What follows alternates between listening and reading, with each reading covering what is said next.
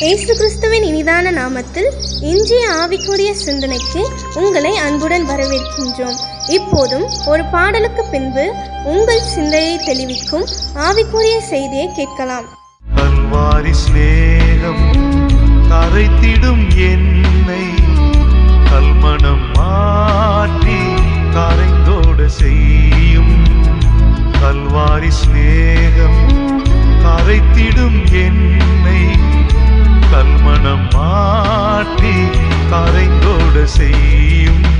ஆண்டவர் இரட்சகருமாக இயேசுவின் இனிதான நாமத்தினால் உங்களை வாழ்த்துகிறேன். இந்த நாளில் நம்முடைய ஆவிக்குரிய சிந்தனைக்காக இயேசு சிலுவையிலே கூறிய 3ஆம் வார்த்தையை நாம் தியானிக்க போகிறோம். யோவானின் சுவிசேஷம் 19ஆம் அதிகாரம் 26-27 நான் வாசிக்கிறேன். அப்பொழுது இயேசு தம்முடைய தாயையும் அருகே நின்ற தமக்கு அன்பாயிருந்த சீஷனையும் கண்டு தம்முடைய தாயை நோக்கி, ஸ்திரீயே, அதோ உன் மகன் என்றார். பின்பு அந்த சீஷனை நோக்கி, அதோ உன் தாய் என்றார். அந்நேரம் முதல் அந்த சீஷன் மரியாளை தன்னிடமாய் ஏற்றுக்கொண்டான். அப்பொழுதுன்னு சொல்லப்பட்டிருக்கிறது. எப்பொழுது? வேதம் சொல்லுகிறது, இயேசு முதலாவதாக சூழ்நிலைகளை பார்க்கிறார். விரோதமாய் செய்த கிரியைகள், விரோதமாய் குற்றம் சாட்டினர் எல்லா கூட்டத்தையும் பார்த்து அவர்களுக்காக பிதாவை நோக்கி வேண்டுகிறார். பிதாவே, இவர்களுக்கு மன்னியும், தாங்கள் செய்கிறது என்னதென்று அறியாதிருக்கிறார்களே. அதோடு மட்டுமல்லாமல் அருகில் இருக்கிற கள்ளனுடைய விண்ணப்பத்தை கேட்டு அவனுக்கு ஒரு மறு வாழ்க்கை, மறுமையிலே நித்தியத்தை அடையக்கூடிய பாக்கியத்தை கொடுக்கிறார். அடுத்து பார்க்கும் பொழுது சிலுவையின் அருகே நின்றவர்களை பார்க்கிறார்.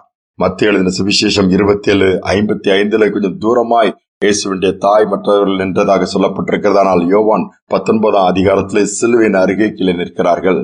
ஒரே ஒரு சீஷன் யோவான் நிற்கிறார், இயேசுவினுடைய தாய் நிற்கிறார், இன்னொன்று 2 பேர் நிற்கிறார்கள். இயேசு பொழுது பார்க்கும் பொழுது தன்னுடைய தாயின் காரியத்தையும் நிறைவேற்றுவதற்கான காரியத்தை அங்கு சொல்லுகிறார். ஏன் எப்படின்னு யோசிக்கலாம். தன் தாய் கடந்து வந்த பாதையை நினைவு கூறுகிறார். மற்றொரு பக்கத்திலே கற்பனை, 10 கற்பனை கொடுக்கப்பட்டது. அதில் ஒரு கற்பனை, உன் தகப்பனையும் தாயும் கனம் பண்ணுவாயாக. எபேசியர் நிருபம் 6ஆம் அதிகாரம் 2-3 வசனங்கள் சொல்லுகிறது, உனக்கு நன்மை உண்டாயிருக்கவும் பூமியில உன் ஆயுசு நாட்கள் நீடித்திருக்கவும் உன் தகப்பனையும் தாயும் நீ கனம் பண்ணுவாயாக. இதே வாக்குத்தத்தமுள்ள 1ஆம் கற்பனை என்று சொல்லி வேதம் சொல்லுகிறது. இயேசு போதிக்கிறவர் மட்டுமல்ல, அதன்படி செய்கிறவர் என்பதை நாம் தியானித்து வருகிறோம். இயேசு எல்லாவற்றுக்கும் ஒரு முன்மாதிரியாக இருக்கிறார். தான் சொன்னதை அப்படியே தானும் செய்து காண்பிக்கிறார். முடியாததை ஒன்றும் அவர் சொல்லவில்லை. யோசித்து பாருங்கள். கற்பனையின்படி தாயை கனம் பண்ண வேண்டும். தாயுடைய வாழ்க்கையை பார்ப்போம். ஆனால் கன்னிகை பருவமாய் இருக்கும் பொழுது பிதாவின் திட்டத்துக்கு தன்னை அர்ப்பணித்தார். அடுத்து எல்லா கஷ்டங்களையும் ஏற்றுக்கொள்வதற்கு துணிந்து விட்டார். அதோடு மட்டுமல்ல, கடைசி வரை சிலுவையின் அருகே மரியாள் நிற்கிறார்கள். யோசித்து பாருங்கள். பிதாவின் திட்டம் நிறைவேறுவதற்கு ஒரு சரீரம் தேவைப்பட்டது.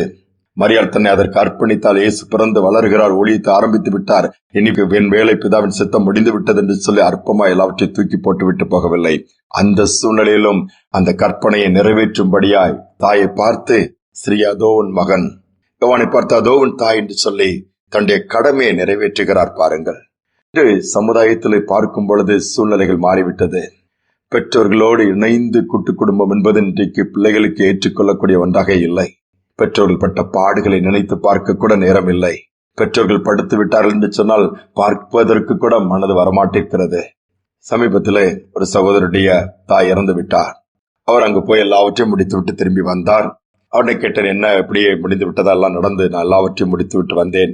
ஆனால் என்ன துக்கமா இருக்கிறீங்க, இன்னும் உங்களுக்கு முகத்துல துக்கம் தெரிகிறதுன்னு சொல்லி கேட்கும் பொழுது, நான் இந்த பட்டணத்திற்கு வந்தேன். இவ்வளவு வசதிகள், வேலை, பிசினஸ் என்று ஓடிக்கொண்டு இருக்கிறேன். எனக்கு நல்ல குடும்பம். ஆனால் என் தாய்க்கு என்ன கொஞ்சம் அதிகமா நான் செய்திருக்கலாம், அவர்களை கவனித்திருக்கலாம்.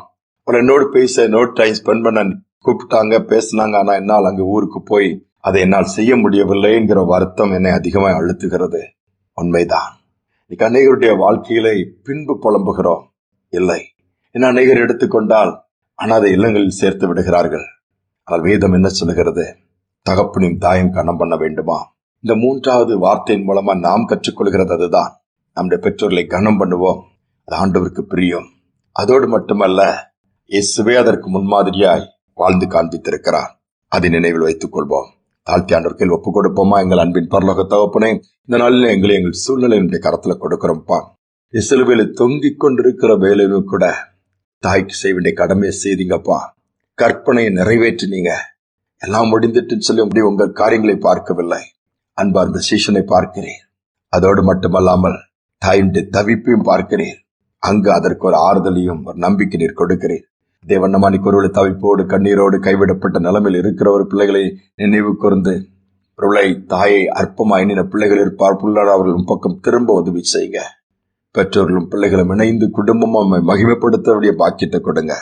இதனால் அந்த கிருபைகளை கொடுத்து தைரியப்படுத்தி உற்சாகப்படுத்துங்க. துதிக நம்மை மேலாமுக்கு செலுத்துகிறேன். இயேசு நாமத்தில் வேண்டிக் கொள்கிற நல்ல பிதாவே, ஆமேன், ஆமேன். நாம் இயேசுவை நேசிப்போம் என்று சொன்னால், இயேசு யாரை நேசிக்கிறாரோ அவர்களை நாம் நேசிப்போம். அதுதான் உண்மை. யோவான் அதைத்தான் செய்தார். யோவான் இயேசுவை நேசித்தார். அதோடு மட்டுமல்ல, இயேசு நேசித்த தாயாகிய மரியாளையும் யோவான் நேசித்தார். இதுதான் ஆண்டவர் எதிர்பார்க்கிறது. அன்பாயிருப்போம், கற்பனைகளை கை கொள்வோம், ஆண்டவர் நாமத்தை மகிமைப்படுத்துவோம். இந்த சிந்தனையோடு இந்த நாளை தொடருவோம். மீண்டும் நாளை தினம் சந்திப்போம்.